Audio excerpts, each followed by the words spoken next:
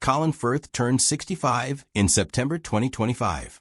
For more than 4 decades, he has been one of Britain's most recognizable screen actors, known for playing reserved, self-controlled men, Mr. Darcy, King George VI, Harry Hart. But the public record of his own life, drawn from court filings, interviews, and reporting over the past decade, tells a story that is more complicated than any role he's played, a long marriage that quietly unraveled behind a carefully maintained public front, a legal case that became more complicated than it first appeared, a divorce during a global pandemic, and a late career return to work that has, more than once, put him at the center of public controversy rather than acclaim. This account sticks to what has actually been reported and confirmed by Firth, by his ex-wife Livia Giglioli, by court documents, and by named sources and outlets including People Hello, the BBC, Refinery 29, and The Hollywood Reporter, where motivations or private feelings aren't a matter of public record. This piece doesn't guess at them. Colin Andrew Firth was born on September 10, 1960 in Grayshot, Hampshire, to parents who were both academics. His mother, Shirley Jean Firth née Rawls, lectured in comparative religion at King Alfred's College in Winchester, now the University of Winchester. His father, David Norman Lewis Firth, taught history at the same institution and also worked as an education officer for the Nigerian government. Both of Firth's parents had grown up partly in India, the children of Christian missionaries. His maternal grandparents were Congregationalist ministers, and his paternal grandfather was an Anglican priest. That missionary, academic lineage meant a childhood defined by movement. The Firth family spent time in Nigeria, where Colin's father held a post at the University of Ibadan, and later in St. Louis, Missouri, when Colin was about 11, a period he has described in past interviews as difficult. He is the eldest of 3 children. His younger sister, Kate Firth, became an actress and dialect coach, and his younger brother, Jonathan Firth, also became an actor. Back in England, Firth attended Montgomery of Alamines Secondary School, a state comprehensive in Winchester, where by his own account he was something of an outsider and adopted the local accent partly to fit in. He decided he wanted to act by his early teens, attending drama workshops from around age 10.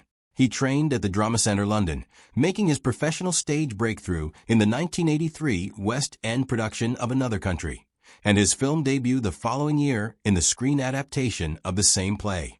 Firth worked steadily through the 1980s and early 1990s, but the role that changed his public life was Mr. Darcy in the BBC's 1995 television adaptation of Pride and Prejudice.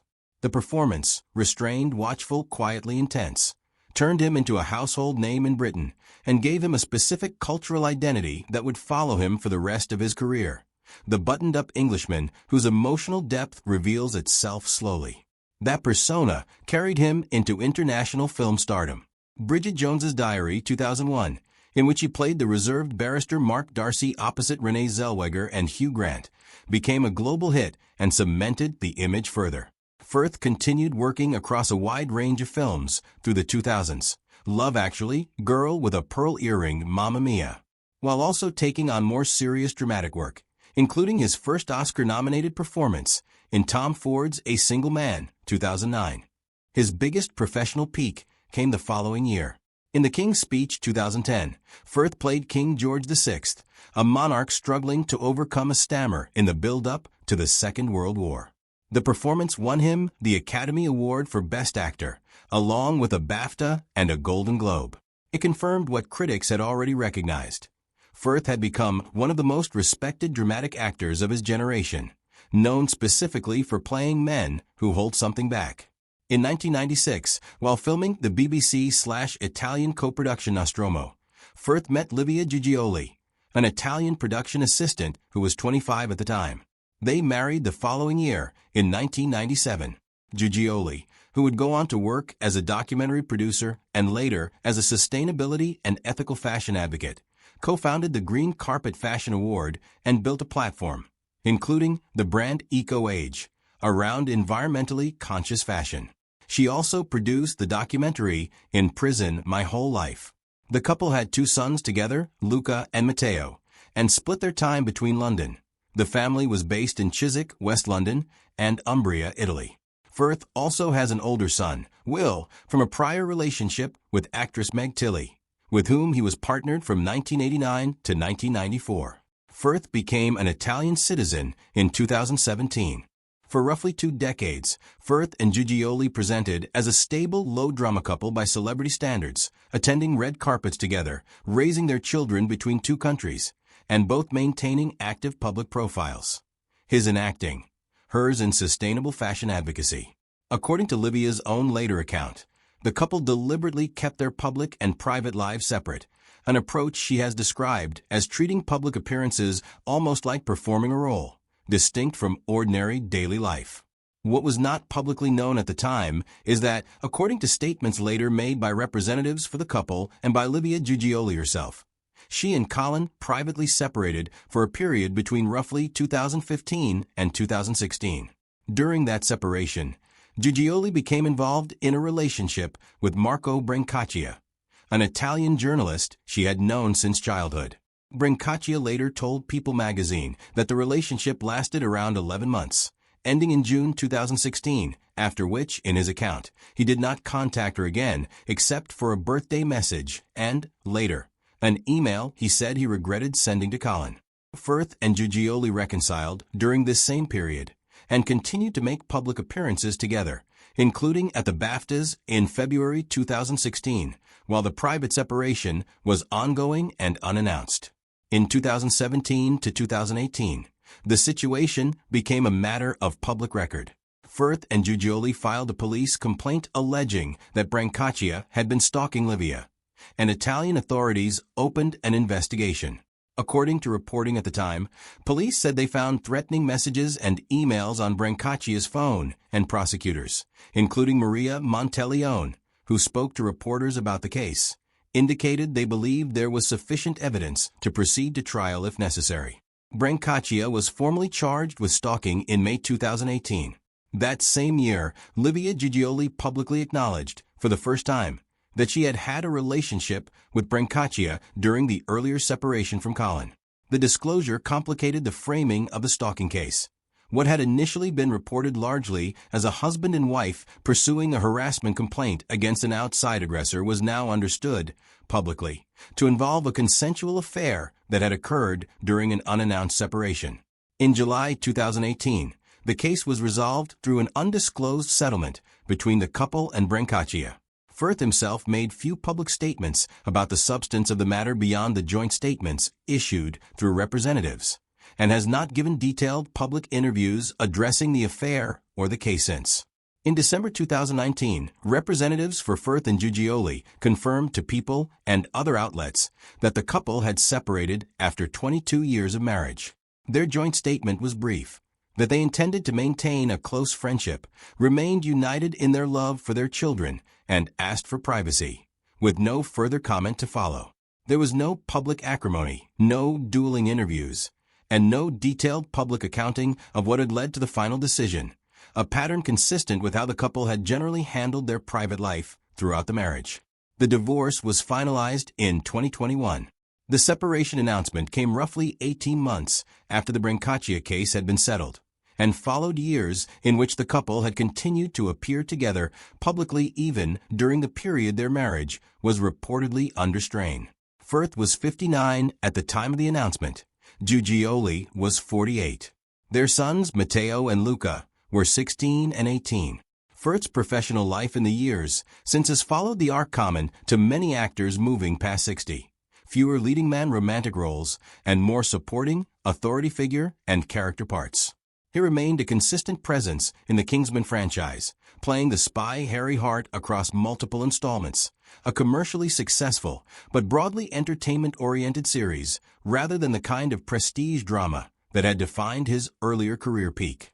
He continued to take on more reflective and dramatic roles as well, including Empire of Light, 2022, and a return to the Bridget Jones franchise in Bridget Jones. Mad About the Boy, released in 2025, alongside Renee Zellweger and Hugh Grant, a film both actors have publicly described as an emotionally complicated experience given how much time had passed since the earlier films. Firth has largely stayed out of the celebrity-focused side of the entertainment industry. He does not maintain a significant social media presence and has generally avoided giving interviews about his personal life.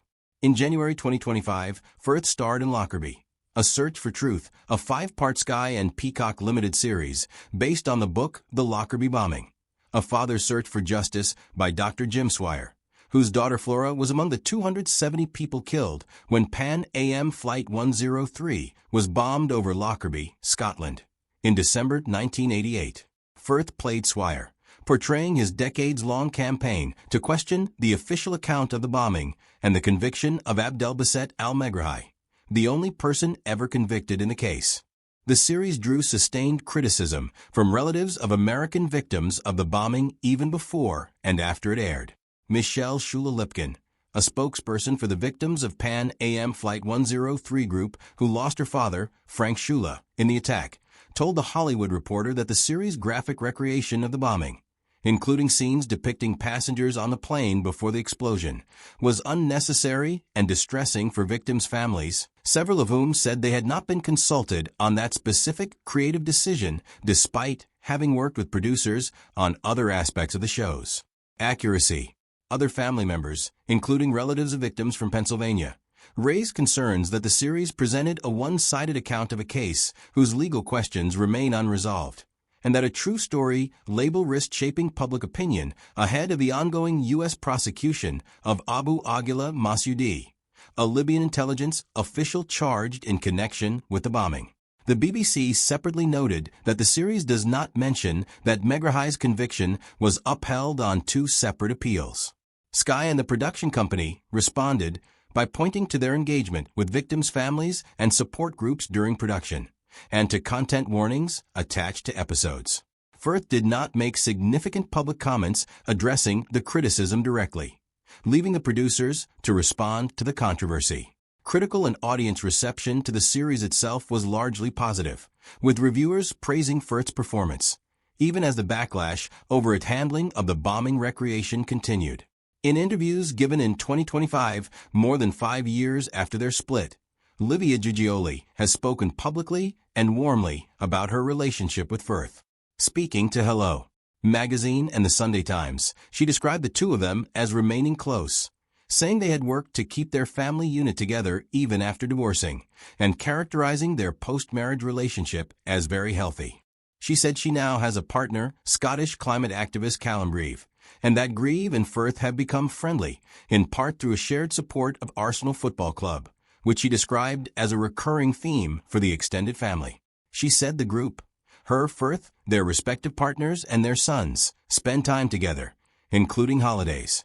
Giugioli, who moved back to Italy after the split and now works in sustainable farming with her brothers in Umbria, has also spoken publicly about a battle with breast cancer and about the closure of her fashion brand, Eco Age.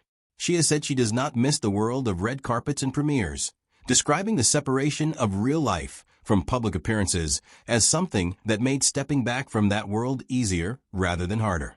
Firth, for his part, has continued to keep his personal life largely private.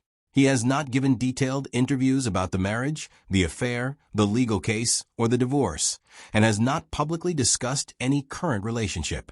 What is publicly known about this period of his life comes almost entirely from statements issued jointly with Giugioli, from her subsequent interviews, and from court and press reporting on the Brancaccia case, not from Firth's own public remarks.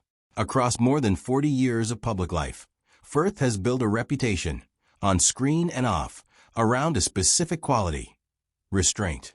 It is the quality that made his Mr. Darcy and his King George VI resonate with audiences, and it is also, based on the public record, the quality that has defined how he has handled the most difficult chapter of his personal life: a private separation, an affair, a legal case that became more complicated than its early framing suggested, and a divorce announced in a few careful sentences with no further comment.